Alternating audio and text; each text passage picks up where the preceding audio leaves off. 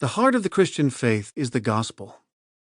It is the power of God that brings salvation, Paul says in Romans chapter 1, verse 16. The gospel is infinitely rich and can be expounded at great length, as we see in the books of Galatians and Romans. But the value of this passage in 1 Corinthians is that Paul gives us the gospel briefly, and this enables us to get a clearer view of all of its constituent aspects and points. The passage tells us that Christianity is a historical, reasonable, and gracious faith. A historical faith. The gospel begins with the reporting of certain historical events. Christianity is rightly seen as a life-changing experience, but it will transform you only if you accept as facts that certain events occurred in history. When I was in college, I took courses studying the religions of the world. Looking back on my studies, it became clear that no other faith started by saying, "Above all, and before everything else, you must believe that these historical events happened."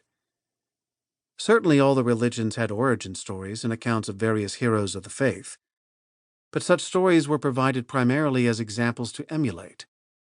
The main message was, live in this way and find the path of wisdom, and you will find unity with the infinite. Christianity opens not with, here's how you have to live, but here's what Jesus did for you in history. First, he died for our sins and was buried. And second, he was raised to life on the third day, and he appeared to many eyewitnesses. An ahistorical faith? One reason to stress the historicity of the crucifixion and resurrection is to provide a note of caution about the ongoing effort that started 2 centuries ago to create a liberal Christianity that is more like other religions.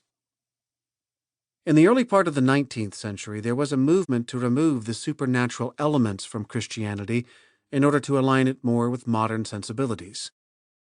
Friedrich Schleiermacher taught that Christianity was not a matter of faith in historical events, but rather an internal feeling of dependence on God. Albrecht Ritschl taught that we could no longer believe in miracles, and so we had to reread the reports of Jesus' incarnate birth, death, and resurrection, not as historical events, but as legends and parables and examples of how to live. The basic reasoning of this movement went something like this. There are many superstitious, miraculous elements in the Christian faith. Modern people can't believe these things actually happened, so if we are going to appeal to the modern world, we will have to reinterpret them as fiction, but fiction that preserves the essential principles of living that are in the Christian faith.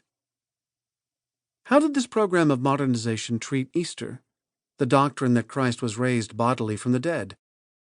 The new account went like this. We can't believe in a literal, physical, historical resurrection anymore. But we still have the idea of Easter.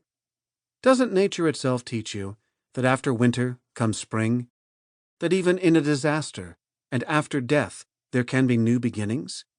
That even in our misfortunes we can discover lessons and we can grow and we can begin afresh?